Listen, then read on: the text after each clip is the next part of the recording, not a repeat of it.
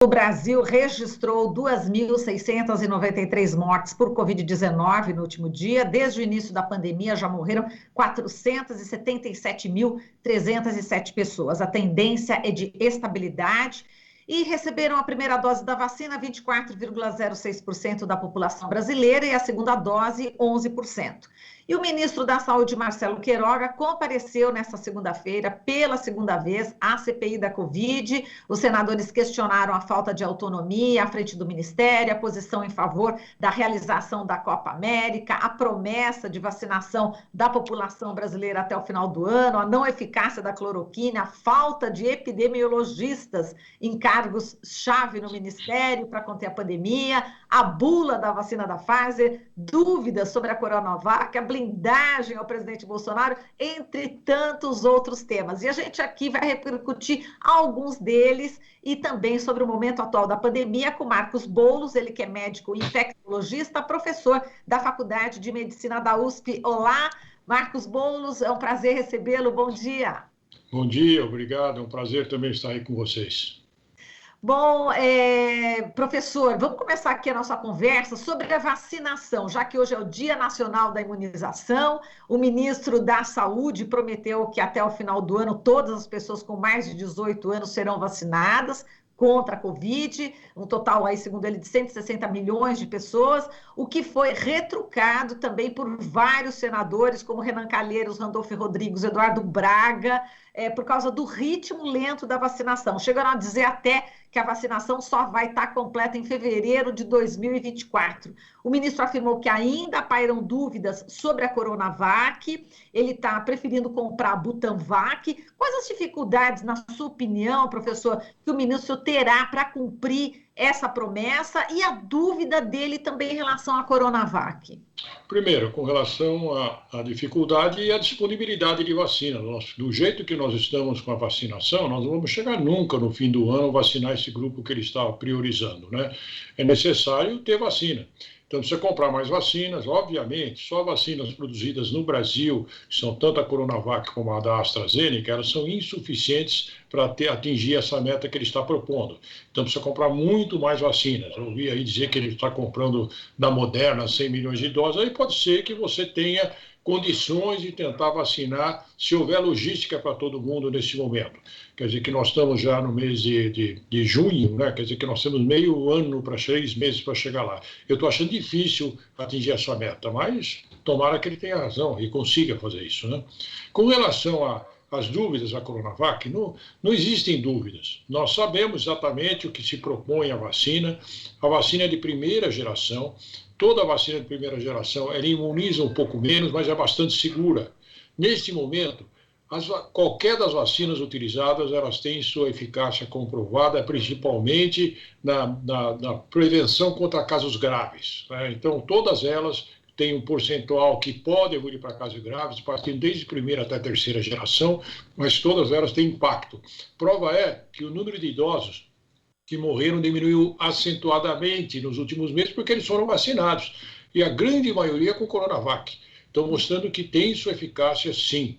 Obviamente, não dá para comparar de primeira com terceira geração com relação à eficácia da infecção, da transmissão, mas com relação à gravidade, me parece que ela já está comprovadamente seguro que ela vai fazer, que ela faz efeito, né? Professor, agora falando ainda em vacina, o presidente do Conselho Nacional de Secretários de Saúde, o Carlos Lula, disse que as 3 milhões de doses da vacina da Janssen, que deve chegar ao Brasil na semana que vem, tem prazo de validade até 27 de junho. O país vai ter aí 10 a 14 dias, 2 semanas, para receber, distribuir, aplicar essas doses. A gente ouviu ontem, professor, mães, ou 2 mães com filhos com deficiência que não recebem o BPC, aquele benefício de prestação continuada. Há um movimento nacional para incluir todas as pessoas com deficiência no plano de vacinação já. E assim que saiu essa notícia, claro, elas me ligaram, né, e sugeriu até que a gente perguntasse, né, para os especialistas como é que vem essa situação também. Não seria o caso dessas vacinas também serem direcionadas às pessoas com deficiência, já que elas não estão conseguindo a xepa de jeito nenhum, elas reclamaram ontem que não tá na fila lá, porque o governo abriu exatamente, né, para as pessoas com deficiência para adquirirem através da xepa, mas elas estão sentindo muita dificuldade. Não é o caso de abrir para pessoas com deficiência? Como é que você vê, professor? Veja, nós temos uma porção de prioridades que estão relacionadas principalmente à queda da imunidade, né? Que previne mortes, né? Então, fundamentalmente, como eu disse anteriormente, essas vacinas elas não protegem muito contra a infecção, mas sim contra a morte. Então, tem que ser priorizado aqueles que têm mais chance de morrer se pegar a doença. A pessoa apenas com deficiência não tem mais chance de morrer se pegar a doença, né? Obviamente, por questão humanitária, você tem que pegar pessoas com deficiência, como você tem que pegar pessoas moradores de rua, pessoas que têm maior chance de ter contato e que têm mais desnutrição. Então, você tem várias prioridades que a gente precisa estabelecer, principalmente num país tão desigual como o nosso. Mas, eventualmente, para priorizar pessoas com deficiência, você tem outros grupos que precisariam estar no mesmo nível. E eu sei que com falta de vacina está muito difícil chegar em todos esses grupos, né? Nesse momento, eu acho que tem que pegar as pessoas que têm maior chance de desenvolver doença grave, que são aqueles que têm queda de imunidade, né?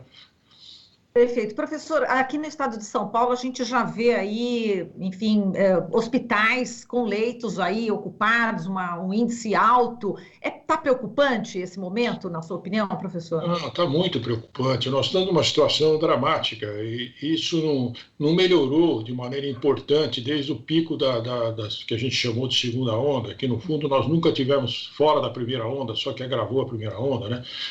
O que aconteceu, o que as pessoas ficam um pouco mais assim, que o número de mortes diminuiu, mas diminuiu por isso que eu falei, porque idosos estão mais vacinados, então você tem menos idosos morrendo, e os jovens morrem menos mesmo com uma doença que não é tão grave para quem tem imunidade completa.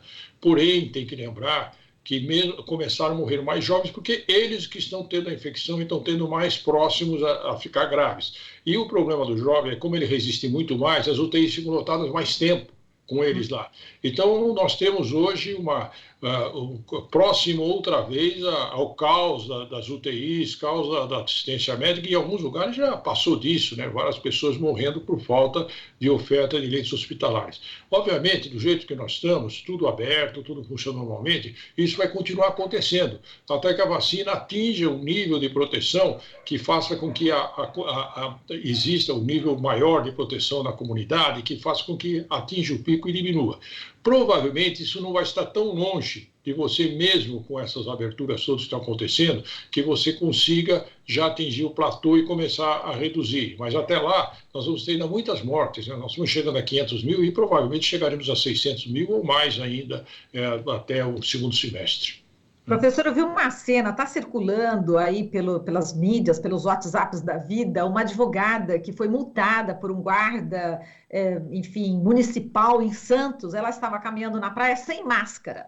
Então, o policial, a guarda municipal, foi multá-la e ela fez um discurso dizendo que isso é inconstitucional, que ela está na praia, que ela está fazendo caminhada dela, e, enfim, um horror, né, professor? Quer dizer, como é que pode ainda a gente ter pessoas, né, que criticam a ação desse policial e ela mesmo não usando a máscara, cometendo essa infração? O que falar para essas pessoas? Parecia realmente de uma classe alta, parece que ela até, enfim, não mora nem no país, mas de qualquer forma, para os profissionais da saúde, ver uma cena dessas, eu acho que é lamentável, né, professor? É estarrecedor o que nós estamos vendo, né? Eu não acreditava que podia acontecer o que está acontecendo, né? As pessoas não dando a mínima bola para o que está acontecendo com eles e com as pessoas ao seu redor. Estão brincando com a vida como se fosse uma coisa brincadeira. Nós estamos numa guerra sanitária há muito tempo, né? Desde o ano passado estamos numa guerra sanitária e toda a guerra as pessoas ficaram mais restringidas, mais restritas, mais quietas, né? Para evitar que você possa ver transmissão. Você vê, nenhuma guerra de fato matou tanta gente como está matando aqui no Brasil.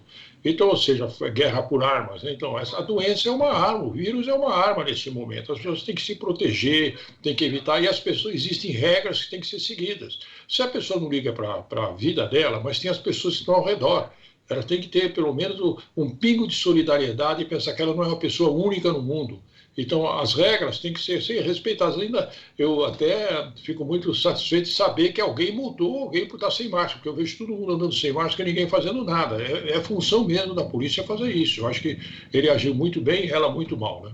Muito bem. Professor, agora sobre Copa América. O ministro Eduardo Marcelo Queiroga defendeu a realização desse evento esportivo, disse que há segurança para o evento, desde que os protocolos sejam seguidos, prevê a testagem dos jogadores estrangeiros, diz que não é um evento de massa e que não representa risco a mais aos participantes. O assunto foi parar no Supremo Tribunal Federal, que marcou sessão extraordinária agora nessa quinta-feira, para decidir pela realização ou não da Copa América. Qual que é a sua opinião em relação a esse posicionamento do ministro Queiroga? Não, ele tá equivocado. Ele está equivocado, absolutamente equivocado. Qualquer sinalização que a vida está normal peca contra o que está acontecendo hoje. Nós estamos num estado de exceção, como eu disse, numa guerra sanitária. Estado de exceção, as pessoas têm que ficar quietas, não podem mostrar que o mundo está normal, que já está tudo errado, você está aberto tudo aqui nesse momento que nós estamos tendo jogo mesmo aqui no Campeonato Brasileiro, dos outros campeonatos. Não é momento de você achar que está tudo normal. E mais ainda, vão vir para cá pessoas que vão ficar próximas ao mês e não vão ficar restritas no hotel. Não é só entre os jogadores. Vão estar circulando e provavelmente com cepas distintas que tem nos países deles que eles vão trazer para cá. E isso pode explodir de uma maneira importante. Não deveria acontecer a Copa América. Claramente não deveria acontecer. Tanto é que países em situações até melhores que nós não aceitaram a Copa América, né? E não sei por quê. Bom, eu sei por que aceita, porque o nosso presidente negacionista aceita tudo. Para ele tem que estar tudo aberto e tudo. As pessoas podem morrer, que isso não atrapalha. O que atrapalha é a perda da economia. Então, isso é uma situação dramática que nós estamos vivendo no país nessa gestão. Professora, sobre o nome da epidemiologista Luana Araújo, né, que foi vetado para a Secretaria de Enfrentamento à Covid-19, o ministro disse que a decisão do veto ao nome da profissional foi dele mesmo.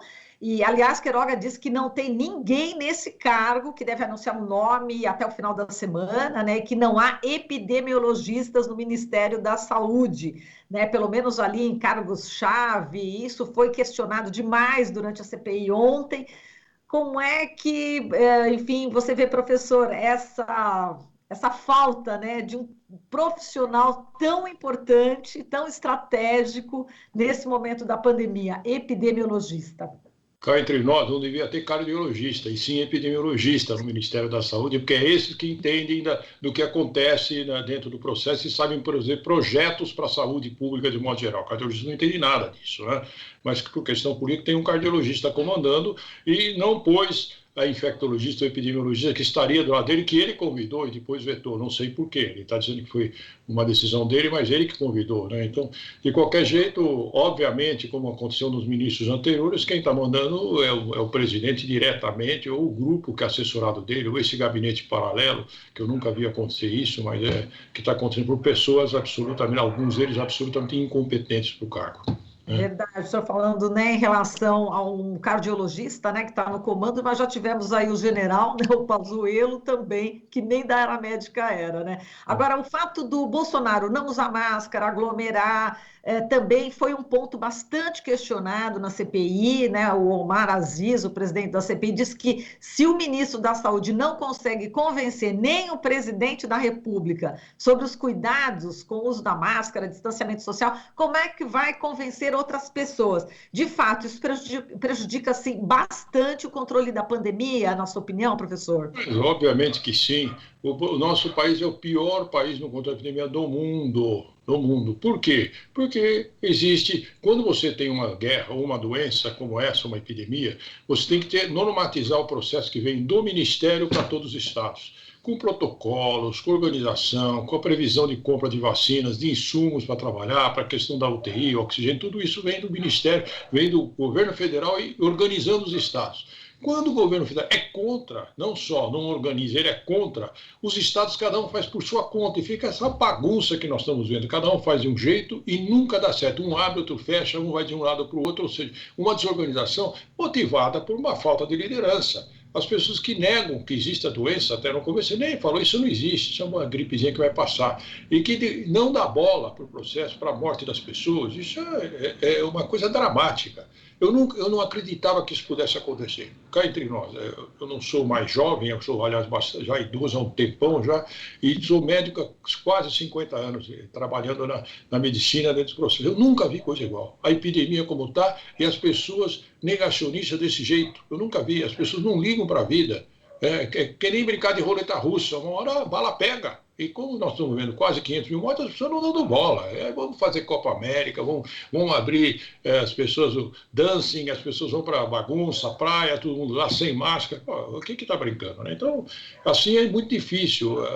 O desestímulo que está causando a todos nós, de um modo geral, que pensam um pouquinho, que tem amor à vida, que tem amor ao próximo, é dramático. E as pessoas se dizem religiosas, apoiadas por religiosos, e não ligam para a vida e para a saúde, para Deus, para nada.